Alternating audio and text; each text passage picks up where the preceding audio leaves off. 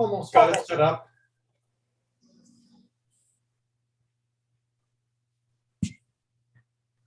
Ya se meten en el otro, por la otra parte.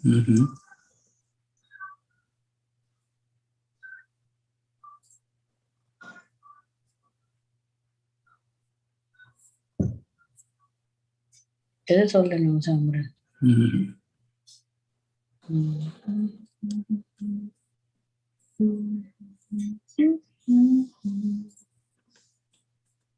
Checa lo que trae.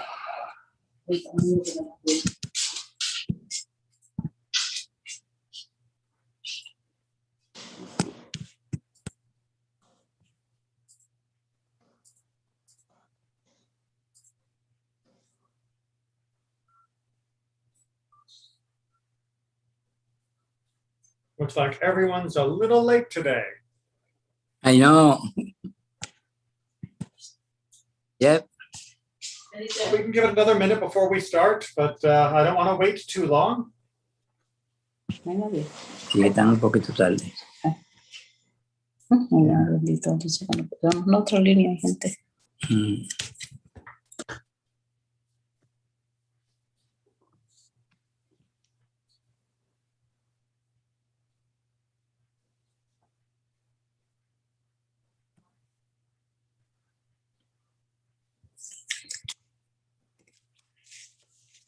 No sé, desde que sentiño.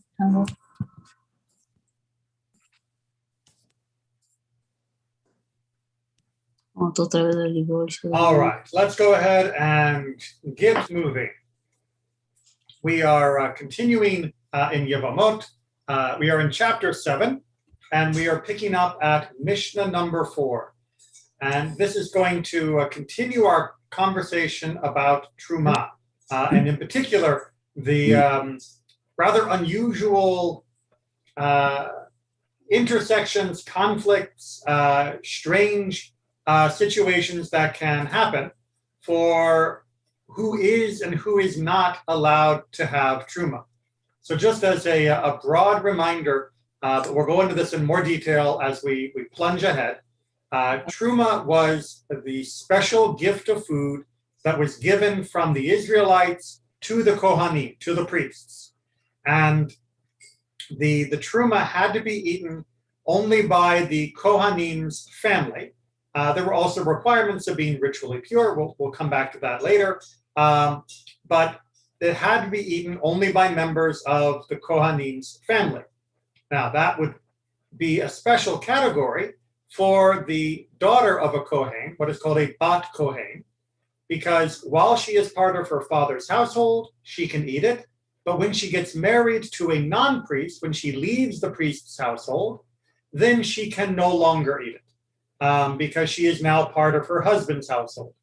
And vice versa, a regular Israelite woman can normally not eat Truma, but if she gets married to a priest, then she can.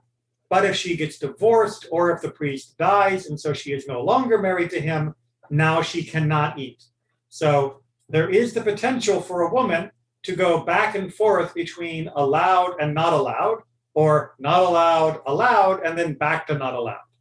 And what we are seeing in this section of the Mishnah is some of the more unusual categories where this might happen and where you can end up being permitted or denied in a variety of different ways. So that's the introduction. Let's go ahead and get to the text. I'm just going to move it down to try and get as much of the English on the page as possible. You can tell immediately by the amount of bold text versus light text in this translation that the actual text of the Mishnah is quite short, but that it needs a lot of explanation. That's why the light text is in abundance.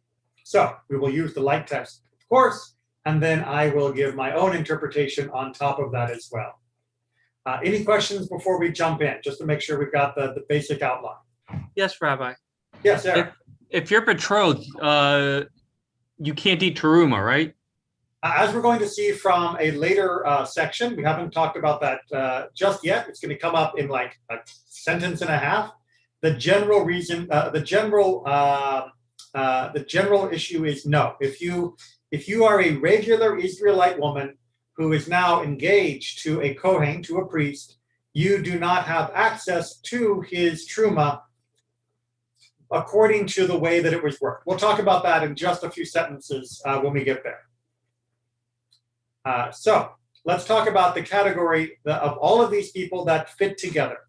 Now, it's going to sound like a weird collection, but we'll explain. With regard to the fetus, that's the growing child inside the pregnant woman of a divorcee or a widow whose husband left her pregnant, right? And this would have, well, we'll see. Well, let's get that. I keep trying to explain before I've got enough information out. Right, so with regards to a fetus and a man whose married brother died childless, meaning the Yavam, and betrothal, and a married deaf mute, and a 9-year and 1 day old boy who engaged in intercourse with a woman. If any of these men are Israelites and the woman is a daughter of a priest, they disqualify her from partaking of truma, meaning she can no longer eat from or cannot return to eat from her father's household's truma. So let's just make sure we've got all of these categories clear in our mind. We have a woman who was married to a non. We have a woman who is a daughter of a Kohen, and she is married to a non-Kohen, just a regular old Jewish guy, Israelite. And she gets pregnant, and then he divorces her or he dies. Now, you might think, because in general, that when a woman is divorced or a woman is a widow, that she is allowed to return to her father's household. And since she is a bat kohen, she can eat the truma of her father's household. However, the fetus anchors her, if you will, to her deceased or divorced husband, who is a regular Israelite, and therefore she is not allowed to eat from the truma. We'll get back to that in more detail and later. Hey, Rabbi. Yes. Since it's the fetus that's anchoring her, not the pregnancy that's anchoring her, is that does that ever get taken as proof of the value of the fetus or no? So I think we talked about this a little bit last week, but the Jewish discussion in classical halacha of the question of what is the status of a fetus doesn't break down neatly into the categories of modern American debate. Well, modern American shouting matches. Judaism neither confirms nor denies the value of the fetus. It simply says, in certain instances, this is the effect. In other instances, this is the effect. And trying to draw a straight line from any passage to American political dialogue is generally not helpful. Instead, Judaism has its own discussion on abortion in and of itself, within its own context, and the status of the fetus in other places may provide hints or glimmers, but they were not used as the foundation for why abortion is allowed in many circumstances, nor is it used for the explanation of why abortion is not allowed in other circumstances. Those circumstances are really sort of a category of law unto themselves. But I guess I could point out that doesn't stop people from trying to do that. One of the things that's most frustrating in modern Jewish American conversation is the comfort with which many people have with selectively quoting one or two passages that they feel supports their political view, without realizing, or sometimes even with realizing but not caring, that Judaism is much more complicated than one or two paragraphs. So indeed, a person might quote this and then say, aha, this proves my position. Or they might quote what we talked about last week and say, aha, this proves my position. I'm sorry, Judaism neither proves nor disproves either of the extreme American positions that tend to dominate this conversation. Rabbi. Yes. When I spoke with an Orthodox rabbi one time, I think he cited that the fetus constitutes life. It constitutes meaningful life, but it does not constitute human life. That's a nice way to try and put it into context, because in Judaism, we don't deny that the fetus is alive, because that is nonsensical. Of course, there is a living collection of cells that are developing there. But we also don't afford it the same status of human life, neither for the case of abortion nor in the case of when there is a tragic loss of the life. For example, if there is an accident, if somebody were to injure the mother and cause the premature death of that fetus, we don't hold that as being the same status as being killing an independent person. So yes, it's a nice way to try and summarize it. But again, it doesn't map neatly into the American political debate. Right. So if any of these men are we did the fetus one. The man whose married brother died childless. So again, Kohen daughter married to a regular Israelite. The Israelite dies, but leaving no children. She is now tied, like we've been saying for 7 chapters, as a Yevamot. She is tied to the brother of the deceased husband until they do Yibum. In the meantime, she is not allowed to return to eat the truma from her father's house. Or rather, she can return to the house, but she can't eat the truma. The betrothal, so technically, yes, once a woman has become once she has become engaged, she is not allowed to return to her father's house to eat from the truma, because she has been brought into, even if only preliminarily, into her husband's sphere. So she cannot return to her father's house for truma. Being married to a deaf mute, again, is a marriage which has minor standing in Jewish law, because a deaf mute in the ancient world was somebody that was not merely unable to speak or unable to hear, but often also was of reduced mental capacity. And you can look for some of my old videos where we talk about the effect of growing up in an ancient world where they didn't have the tools to reach children that lacked the ability to hear or speak, and the difficulty with which they develop. So that meant that he was not legally able to actually affect the marriage in the full Torah sense. The rabbis still allowed it in certain cases, but it would normally have not been a full 100% Torah level marriage. However, because it is still a marriage, at least rabbinically, it does disqualify her from being in her father's house for truma. And a 9-year-old and 1-day-old boy who has intercourse. That intercourse is legally valid. Sex is sex regardless of the age. That's very important to remember as a general rule. But Judaism does have certain thresholds for when that intercourse counts as being a legal act of intercourse, which, as we've seen in numerous places, a legal act of intercourse has legal implications.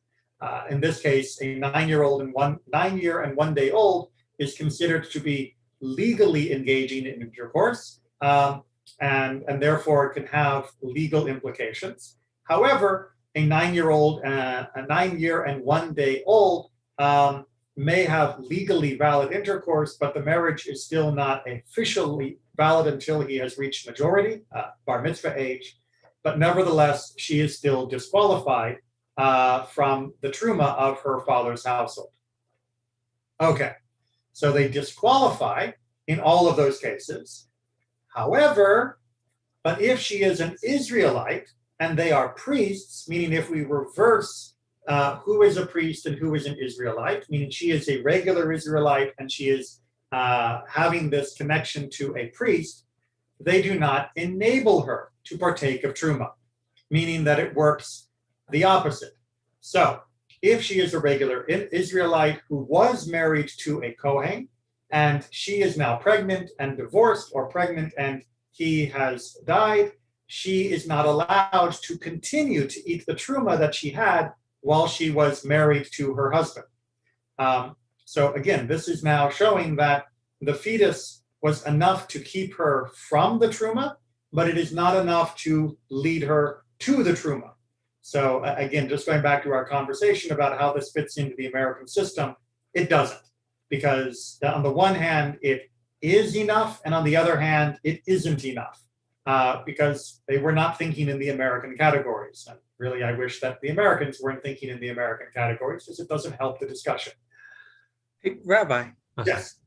I had a question about the teruma though, because doesn't it serve some other purpose than keeping than feeding the Kohanim? Because it seems to be different than the tithes, which the priests can do whatever they want with.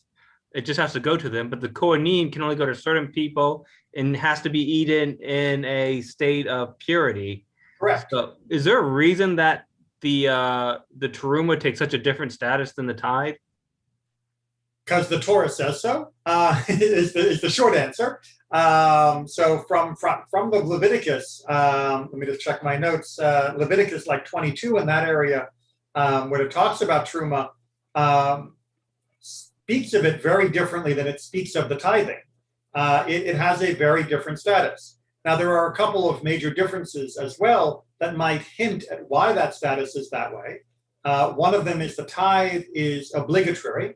The truma is obligatory, but with no set amount, meaning the amount that a person chooses to give to a Kohen is up to them.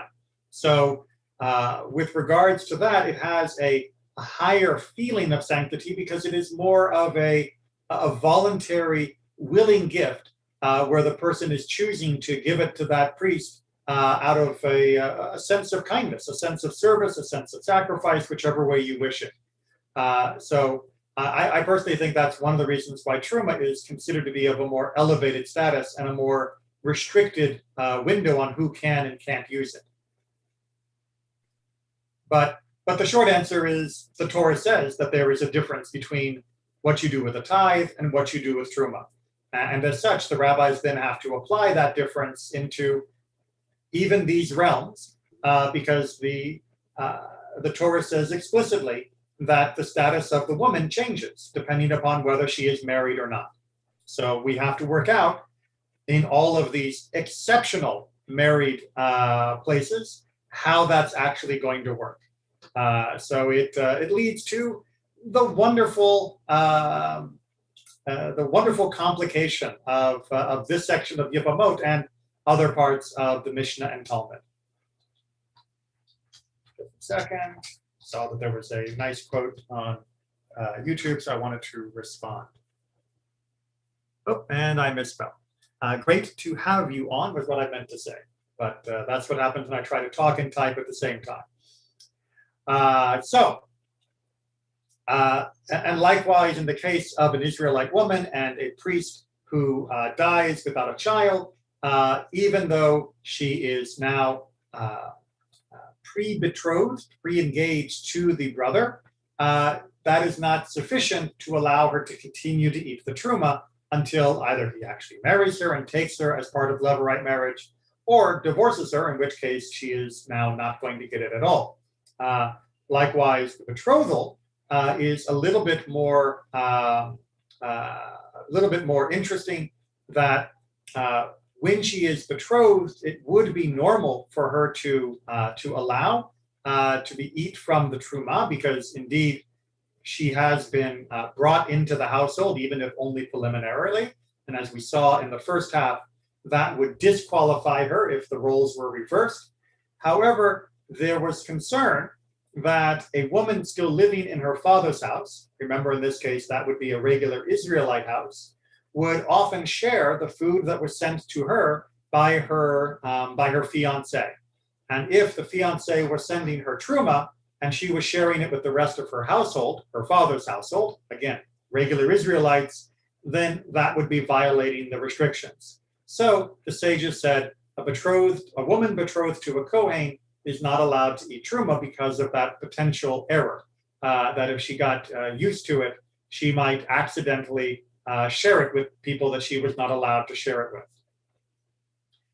The deaf mute, again, even though this is a rabbinically allowed type of status of marriage, it is not a sufficiently bound marriage according to Torah law because of the person's diminished mental and thus legal capacity. So she is not allowed to eat the Kohen's truma from that marriage. And likewise, the 9-year and 1-day-old boy, although it is a legally valid intercourse, it is not a full legally marriage until he reaches the age of majority, and thus she is not able to eat from truma from his household. Okay, that was like 2.5 sentences in the Mishnah. Like you can see, there is a lot of explanation needed. Let's talk about that extra case of doubt of the age. Likewise, in the case of a boy with regard to whom there is uncertainty as to whether he is 9 years and 1 day old, and uncertainty whether he is not, right? We're not 100% sure how old he is or how old he was. And yes, indeed, that was always possible in the ancient world. People did not tend to keep track of birthdays all that easily. It was a sad fact of the ancient world that many children died before reaching even 9. And so you didn't write down birthdays for most people. That's why for much of Jewish history, you will see that even the most famous of our sages and historical figures, we will often have a year-ish for when they were born and a more precise date for when they died, because everybody was recording the day the famous person died, but no one recorded the day when the not famous baby was born. So in the case where there is doubt about exactly how old this child might have been and who engaged in intercourse with a woman, and in the case of a boy who betrothed a woman, with regards to whether there was uncertainty as to whether he had grown 2 pubic hairs, that was considered to be definitive proof of reaching the age of majority, the bar mitzvah age, and thus would be considered an adult, and uncertainty whether he has not grown, meaning those hairs. They too can disqualify the woman from partaking of truma and cannot enable her to partake, as in the previous cases. So if there is doubt about how old he is, or if there is doubt about whether he has reached that physical age of maturity, then all of the above rulings apply and with regards to disqualifying her or enabling her, depending upon the roles and the Kohanim status, if she's marrying in or if she's marrying out. Okay, so that pretty much is just a long way of saying, even in cases of doubt, we follow the general rule that was stated above. Where are we? Sorry. We are in chapter 7, and we are on Mishnah 4. 4. Okay, thank you. Glad you could join us. All right, so second half is a little macabre and slightly off topic from what we were just discussing, but still very relevant. If the house fell upon a man and upon his brother's daughter, meaning to whom he was married, it was not uncommon for somebody to marry their niece. Nowadays, we do not, but in the ancient world, it was not that rare. And so this is just a stand-in for his wife, meaning his niece.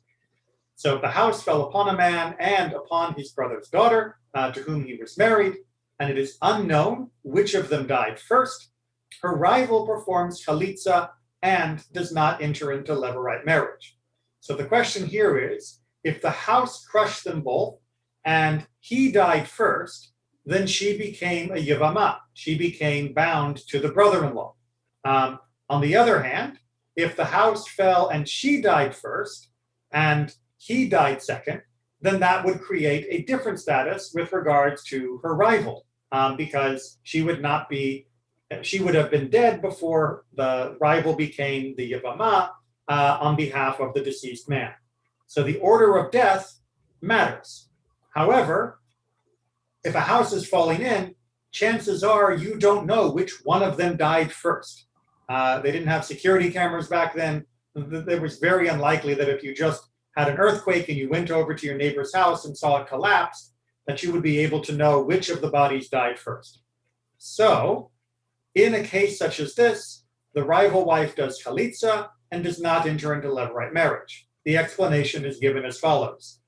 entering into levirate marriage was not possible, as if the wife died after her husband, the surviving wife would be rendered the rival wife of a forbidden relative, which we've talked about extensively before, since the Yavam is the father of the wife who died. This status prevents the creation of a levirate bond between him and the surviving wife as well. Remember, if one person is invalid, then all of the rival wives are also invalid. So if she died after him, if the husband died first, she would have become the Yevamot. However, it would have been a forbidden relationship. Therefore, she and the rivals would be out of the option of levirate marriage. On the other hand, chalitza is necessary in case the wife died before her husband, thereby allowing the creation of a levirate bond between her rival wife and her father, the Yavam, right? Because if the wife died first, then that means that when the husband died second, or when the man died second, that there was no forbidden relative to cause a conflict in the creation of a levirate bond with the rival. Since we don't know which is which, we have to cover our bases. And we cover our bases by not allowing levirate marriage, just in case it was the order of man first, wife second. And we have to cover our bases in case that was reversed by doing chalitza, and therefore not just pretending like there was no bond that was created at all. Just in case there was a bond, chalitza is enough, and just in case there was only a forbidden bond, levirate marriage is not allowed. It's just that easy. All right. Questions? Make sense? All right. Mishnah number 5 gets into some other difficult topics, which, like many of our other conversations, it may seem odd that we are discussing some of these horrible situations, but unfortunately, horrible situations happen.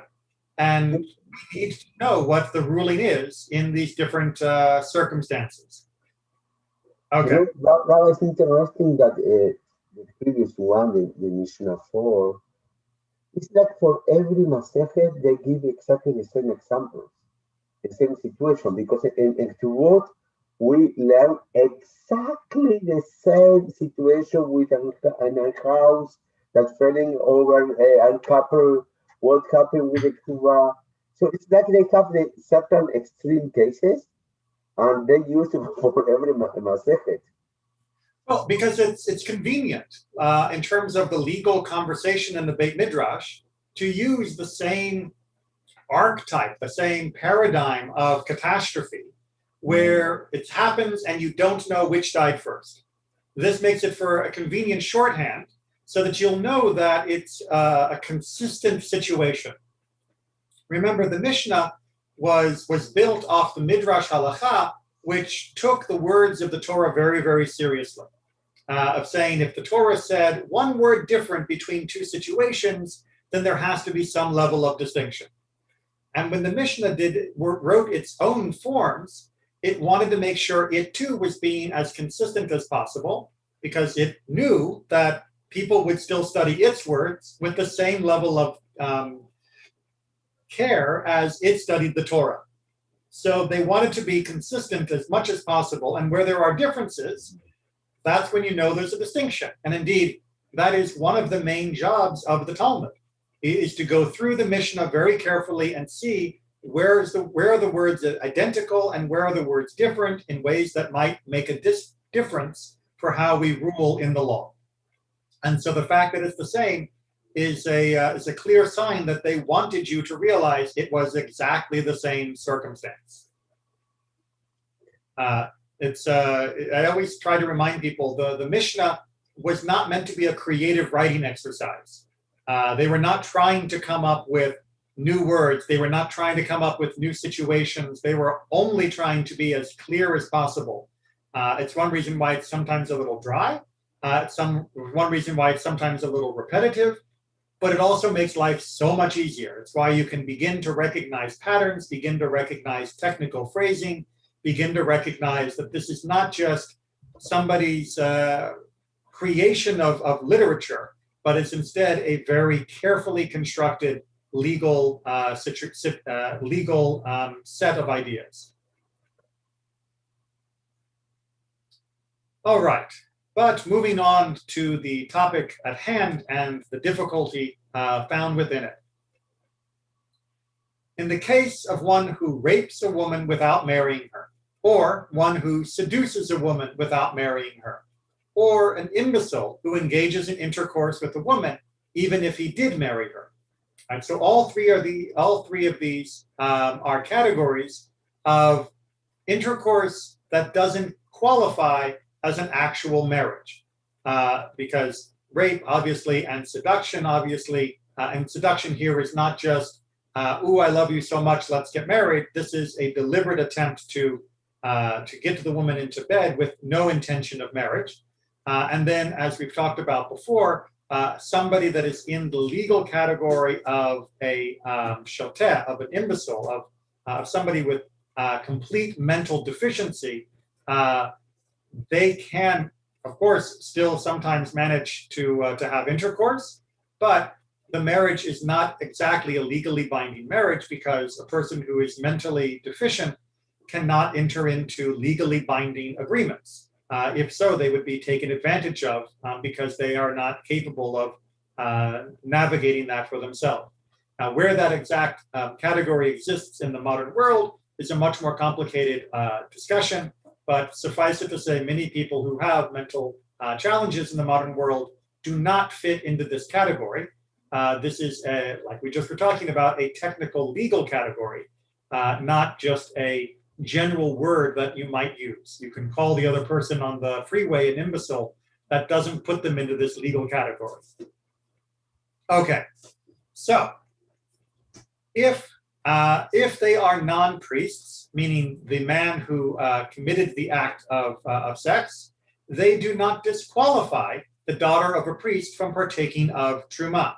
So because there was no actual marriage, she is not taken legally from her father's permission to eat the truma, and therefore she can continue to eat the trumas in her father's house. And on the opposite side, if they are priests, meaning the rapists or the seducer or the shoteh are kohanim, the fact that they have had sex with the Israelite woman does not enable her to partake of truma. That doesn't count as them marrying her either. So in both cases, we do not treat this act of intercourse as changing her status. Yeah, because they don't have a change of relationship. So that's why they don't have the benefits of the new relation. Right. They don't have the benefit, or they don't have the loss. If she was a bat kohen, if she was the daughter of a kohen, she doesn't lose that status. Yeah. Okay. However, and if they are not fit to enter the assembly of Israel through marriage, that is to say, if the rapist, seducer, or shoteh are not fit to enter into the assembly of Israel through marriage, for example, if they are a mamzer, that is to say, somebody who was born from an illicit relationship, and we're going to, which we talked about previously, and we will eventually talk about again. If the perpetrator is a mamzer, we'll just use that for the moment, they do disqualify the daughter of a priest from partaking of truma. All right, so what does that mean? Well, let's go into some detail. All right, how so? Ketzad, again, wonderful technical term for the Mishnah. You know you're going to get more detailed explanation. If it was an Israelite who engaged in extramarital intercourse with the daughter of a priest, she may partake of truma. This is, as this active intercourse does not disqualify her. That's what we mentioned above. If he impregnated her, she may not partake of truma, as she is now carrying an Israelite fetus. So in this case, because she is pregnant with his child, that does remove her from permission to eat the truma. It does set her outside of that option. However, go ahead. Sorry, but you're punishing her because still they will not have any definitive relationship. So, Right, but it's not a now question. she lose the the income, okay, the benefit, okay, from the dad, the food, and also she doesn't receive from the father of the child anything neither. So at the end, she's in a lose-lose situation. Well, okay, so in this case, yes, there is at least one, maybe two situations where the father of the child is not around, because the rapist may not have been caught and the seducer may not have been brought to justice either. It is presumed that the shoteh is around, but the issue here that the rabbis are concerned with is not about rewarding or punishment. It is about fulfilling the terms of the section in Vayikra, in Leviticus, about who can and who cannot eat from the truma. And a woman that is carrying a non-Kohanic child, a child that isn't from a Kohen, she is bound to that child until it is born, or until, as we'll see, it passes away. Meaning, if the fetus was cut in her womb, which is the term for a miscarriage, she may partake of truma, meaning she immediately returns to the permission to eat the truma. So yes, this may not seem fair to her, but the rabbis couldn't just do what they thought was fair. They had to do what the Torah said was necessary to do. And the Torah specifically talks about a woman with a child being not connected to the truma of her father's household. And since she has a child, indeed, she cannot eat from the truma. And that may feel uncomfortable for us or bad for us, but it is the legal standing that this particular situation has created. Now, should we make sure she is taken care of? Do we make sure that she has enough? Do we make sure the community supports her? And like you said, that her loss of income is not going to put her in a bad position? Absolutely. Yeah, because neither she can, would be very difficult for her to marry. Because now she's no more Betula, she carry and child, and that they push her to the outside of the society almost. Hold on, wait. Okay, so first of all, yes, this is one of the reasons why rape or seduction is considered to be a very serious crime, because it absolutely leaves a large problem for the woman and the community to try and fix. So absolutely, that is a huge problem. But when you say they push her to the side of the society, it is not they, the halacha, that does that. It would be they, the community, that did that. The rabbis are simply saying, look, the law with regards to truma is clear. That is clear. She is not allowed to eat the truma. But that does not mean that anybody should push her away. That doesn't mean anyone should treat her badly. That doesn't mean anyone shouldn't feel obligated to help her. Of course we should. But we're not going to change the halacha of truma in order to help her. We are going to mobilize the community to help her and make sure she is not treated badly. So what happened with the Ketubah? Let's say that there is some tzaddik that want to marry her, but still the value for the Ketubah in her situation will be very inferior. No. Again, the minimum value that would be in the ketubah that the rabbis would require would be less than if she had not had this situation. But that does not mean that the actual value put into the ketubah would be any different. Right? So yes, technically, if one guy showed up and he was going to be the most hard-nosed, unkind person, he could absolutely insist that the ketubah be the minimum amount. That would definitely be his option. But he can also volunteer and say, you know what? I absolutely love you, adore you, and I want to protect you in case I die. Your ketubah is going to be twice what that would have been if this was before the situation. The law only tells us what the minimum is. It doesn't tell us what the maximum is. So like you said, a true tzaddik and somebody that absolutely loves her, then absolutely can be able to give a ketubah that is, above and above the average. But instead, we should be thanking that the rabbis said that the minimum ketubah was a minimum, that you're not allowed to marry with no ketubah just because, I don't know, she was raped, or I don't know, she had a child, born by this terrible situation. That doesn't mean that she doesn't deserve protection. She still deserves protection. And yes, we know we can't twist the arm to force them to give the same ketubah, but we can at least prevent it from being zero, from preventing it from being below that bare minimum that a woman might need to survive on when the husband passes away or divorces her.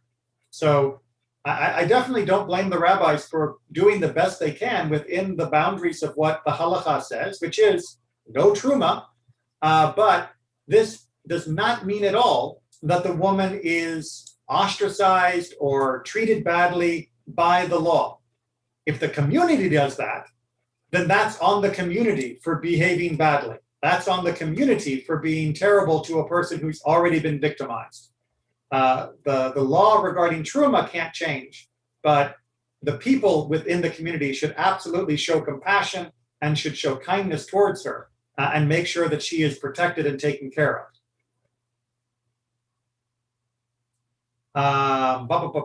And then the opposite, if the man was a priest who engaged in intercourse with the Israelite woman, she may not partake of truma. If he impregnated her, she may not partake of truma either, as the fetus does not enable its mother to partake. However, if she gave birth, she may partake due to her child, who is a Kohen. Just make sure we understand that if there is a Kohen who, we'll just use the first example on the list, who rapes an Israelite woman, the child that is born is still a Kohen. Even though his father behaved terribly, and even though his father never married his mother, the child is a Kohen, and thus has the right to truma. And because he has the right to truma, so does his mother. So that mother would be allowed to eat truma once the baby was born. Questions or comments on that part? Yes, Rabbi. Yes. Would you, if the child was born, would you be allowed to give your teruma to the mother or no?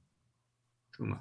If the child was born, the child was a Kohen when it was born, you can give the truma to the child's family, which in this case, if we're going off our first scenario of a rape, would most likely be just the mother.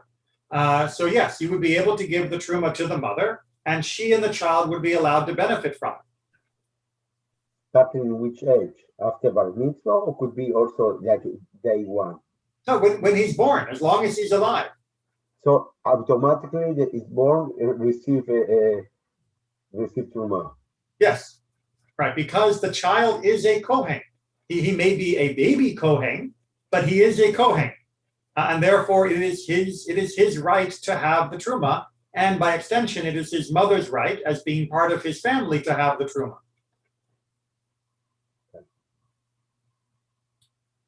Okay, continuing. Right. So, a slave disqualifies a woman from partaking of truma due to his engaging in intercourse with her, and he does not disqualify a woman because he is her offspring. All right. What is this talking about? This is going to give us a detailed but complicated scenario. How so? Ketzad? In what case would a slave theoretically disqualify a woman because he is her offspring? How does that work? Well, if an Israelite woman was married to a priest, or the daughter of a priest was married to an Israelite, and she bore him a son, and the son went and pressed himself onto a maidservant, meaning onto a slave woman, which is an epithet for intercourse used in this context due to the shame involved with having intercourse with a maidservant. Remember, according to Jewish law, a person was not supposed to treat their female slaves as though they were their personal prostitute.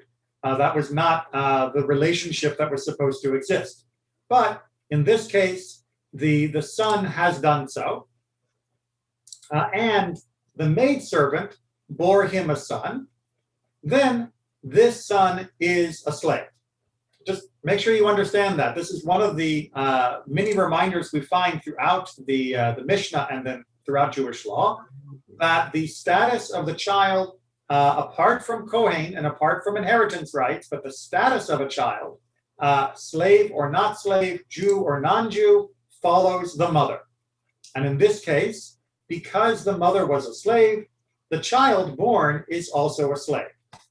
But Rabbi, Yes. how can you have these baby slaves since aren't they freed after 7 years? So the slave would be free by the time he's 7. Not in every circumstance, because there are, indeed, the 7 can absolutely happen, but in many cases, a person will refuse to be released and will stay for the full 49 years of the Jubilee. But the child can't refuse though, can he? Because the don't you child have to, cannot refuse, but the child is part of the parent's household.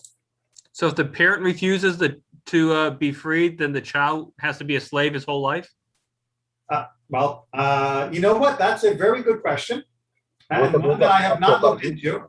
Whether or not a child, when they reach the age of maturity, which would be bar mitzvah, whether they have the right to have a different decision based on than what their parents did. And I cannot tell you which way that law goes, because it's not been a relevant piece of halakha for a very long time. Jews have not really had slaves for, thousands of years as a norm.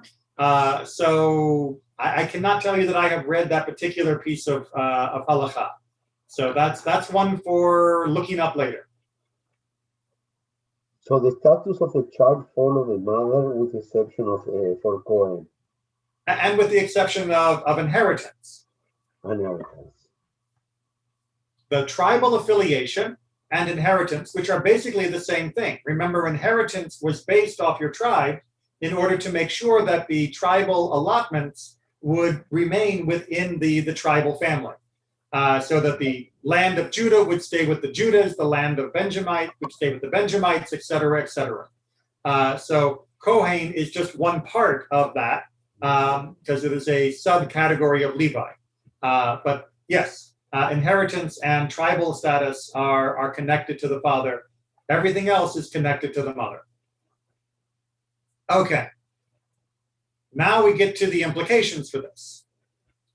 If the latter's father's mother was an Israelite who was married to her priest, and her husband died, she may not partake of truma due to her grandson, as he is not a priest, but a slave.